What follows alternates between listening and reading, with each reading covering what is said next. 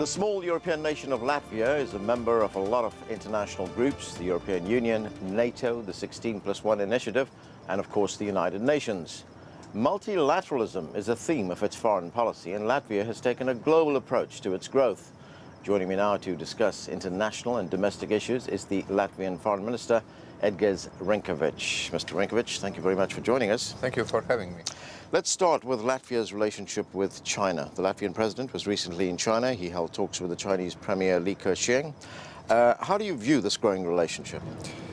Well, I would like to say that we have very good and very stable political and economic dialogue with China, but we are also part of so-called 16+1 group, which is Central and Eastern European nations and China, discussing the ways how we can promote connectivity, transportation, logistics, and actually the trade relations. So I would say that the overall relationship between Latvia and China, both bilaterally but also in some kind of multilateral format, is an excellent one.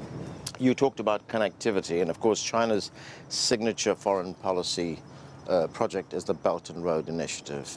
How does that fit into Latvia's development plan? Well, as I said, we are part of so-called 16+1, and as you rightly said, the major issue that we are always discussing when heads of state and government of that format meets is how we can promote this initiative, Belt and Road, and I would like to say that we see ourselves as the good gateway to the northeast of Europe.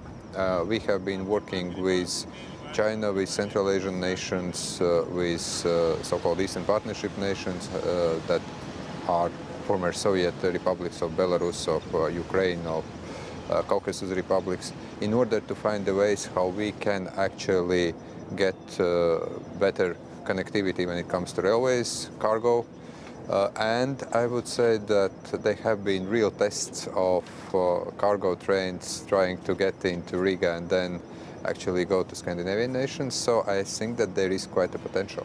So in terms of infrastructure development, how does China help you there?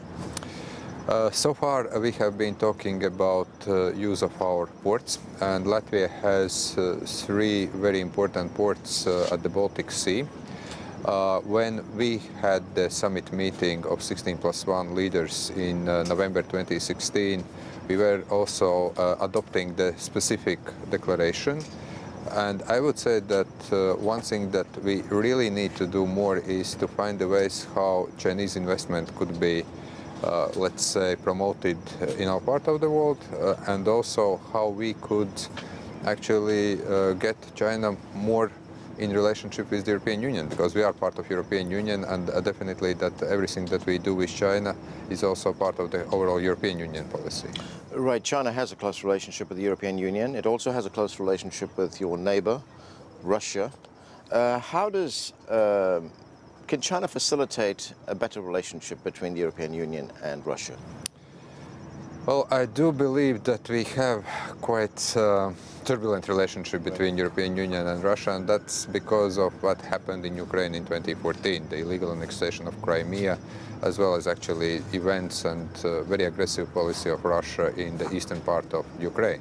So from that point of view, I think that one thing that it is very important is how China is supporting those resolutions that we are submitting as European Union to the General Assembly here in the United Nations or Security Council. However, when we meet with Chinese officials at bilateral level, or European Union officials meet with Chinese officials, those issues are being discussed, and I think that China can use also its good relationship with Russia somehow to try to push for observance of international law by Russia. So I think that there is quite a role for China to play also in the future. Now, of course, as you mentioned, you are a member of the 16+1 initiative. How does that shape your outlook in terms of development? I think that we try to diversify our trade relation, our economic cooperation, and in last years we have put a lot of emphasis to find new markets in China, in Central Asia, along that Belt and Road, actually, concept. So from that point of view, I would say that trade relations, logistics is something that we are very much looking forward. Another issue that I believe we can do more and here I'm talking more as a member state of the European Union, to work together with China in developing world. I think that sometimes we feel there is a bit too much unnecessary competition. It should be better to have cooperative relationship. Now, as you point out, or as I pointed out, that you're a member of a number of international organizations. You're also a member of the Baltic states, together with Lithuania and Estonia. Why is that regional grouping so important to you? Because of our common history, we actually are celebrating centennial of our independence. We lost our independence because of Soviet occupation, and we jointly regained, and jointly we were applying for NATO and EU membership. Right now, we are actually not only the Baltic grouping, we are the part of wider Nordic-Baltic group. And now with the UK leaving, with some changes in Europe, we see that when we work together, and when we work together within European Union, or also for our security, normally as the Baltic group we travel to Washington, meet President Trump or Secretary Pompeo or any of the US officials, then we can actually get more, because we have been viewed as a group of nations that have common interests. Well, earlier this year, the US President, Donald Trump, as you point out, he hosted leaders from the Baltic states for a summit on key issues. He reaffirmed America's commitment to what he called the deep and lasting friendship, and he praised the Baltic states for what he said were doing a terrific job. How does Latvia view the alliance with the United States? Well, we see this as the strategic security and political partnership. And, you know, the United States never recognized the Soviet occupation of the Baltic states. And we had here in the United States Latvian, Estonian, and Lithuanian embassies while we were occupied.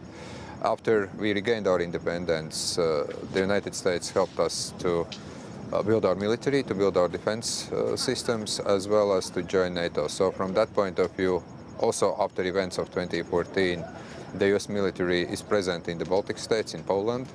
As you also rightly pointed out, the US-Baltic summit in April was a success, and we have also very concrete ideas on security and political cooperation. What we still need to develop more is economic and trade relations. US investments, actually Latvia is investing in the United States. I would love to see also more US investments in Latvia. You know, the relationship with NATO, it's been a little bit controversial, not just for Latvia, but for NATO as a whole, because of comments that President Trump has made about NATO.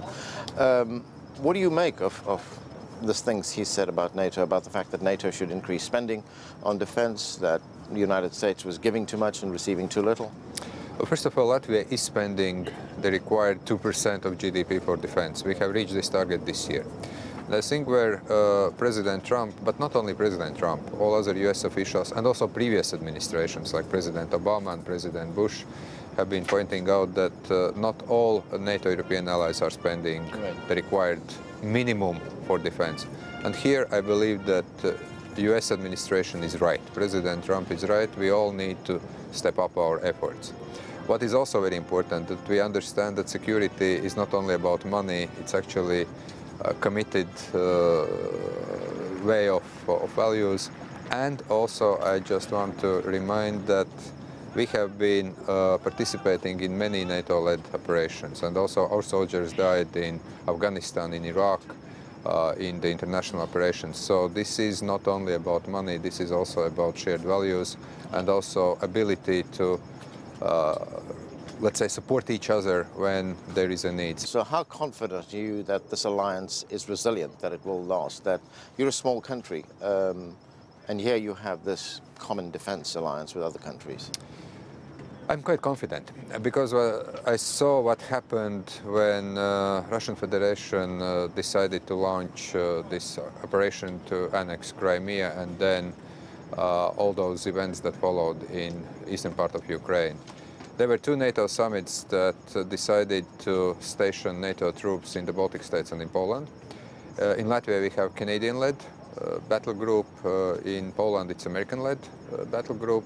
We see that the United States are assisting us in two ways: by posting soldiers for exercises and also through financial aid and contribution.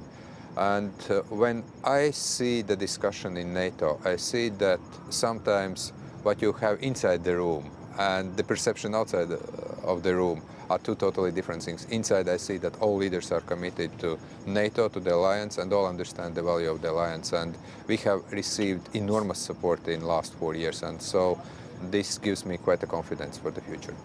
We see many changes in Europe right now. We see in many countries the rise of nationalism, the rise of populist political parties. We've seen that in Italy, we've seen that recently in Sweden, we've seen that in Austria. There's also a growing group in the Netherlands as well. What is your view on that? Well, and we also are having elections in a couple of days.